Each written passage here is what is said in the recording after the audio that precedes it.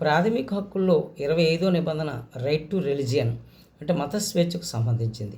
పౌరుడు తమకు నచ్చిన మతాన్ని తీసుకోవచ్చు, ప్రచారం చేసుకోవచ్చు.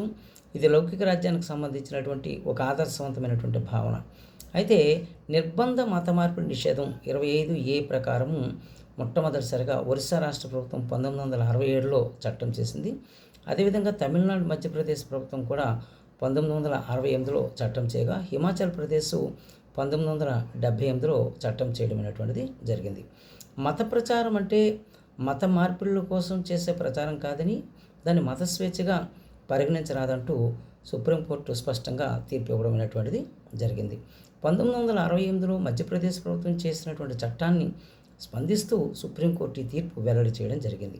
అదేవిధంగా 1997 సంవత్సరంలో స్టాలిన్ వర్సెస్ మధ్యప్రదేశ్ కేసులో మత మార్పులు నిషేధ చట్టం ప్రాథమిక హక్కులకు విరుద్ధం కాదని తమ తీర్పులో స్పష్టంగా పేర్కొనడం అనేటువంటిది జరిగింది.